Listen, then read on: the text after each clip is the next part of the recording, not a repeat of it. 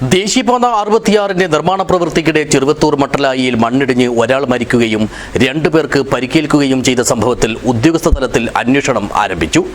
ജില്ലാ collector K ഇമ്പശേഖറും ജില്ലാ police മേധാവി വിജയ് ഭാരത് റെഡ്ഡിയും അപകടസ്ഥലം സന്ദർശിച്ച് സ്ഥിതിഗതികൾ വിലയിരുത്തി. This news sponsored by Forever for everyone. Shobhika Weddings, Big Mall, Kanyanad, Kozhikode, Koilandi and Kutyadi.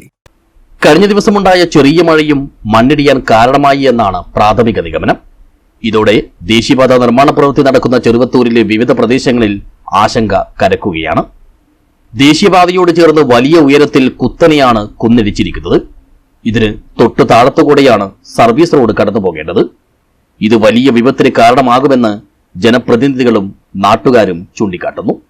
കാലവർഷത്തിൽ ഇവിടെ കുന്നിടിച്ചിലിന് സാധ്യതയുള്ളതിനാൽ വീരമലക്കുന്ന്, മട്ടലായിക്കുന്ന് പ്രദേശങ്ങളിൽ വിദഗ്ധ പരിശോധന നടത്തി അടിയന്തരമായ റിപ്പോർട്ട് ലഭ്യമാക്കുന്നതിന് സംസ്ഥാന ദുരന്ത നിവാരണ അതോറിറ്റിയോട് ജില്ലാ കലക്ടർ ആവശ്യപ്പെട്ടു.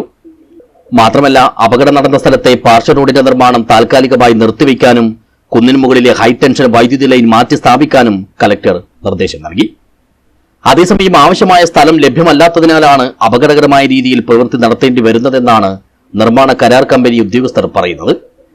ദേശീയപാത വികസനത്തിനായി 60 മീറ്റർ വീതിയിൽ സ്ഥലം ആവശ്യമുള്ളപ്പോൾ 45 മീറ്ററാണ് കേരളത്തിൽ ലഭിച്ചിട്ടുള്ളതെന്നാണ് കരാർ കമ്പനി പറയുന്നത്.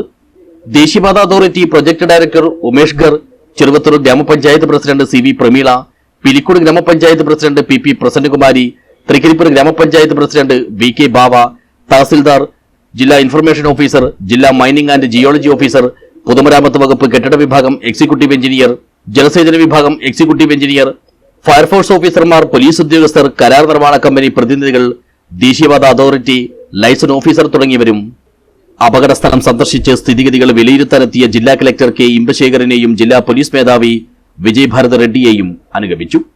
News bureau, Cheruvathur.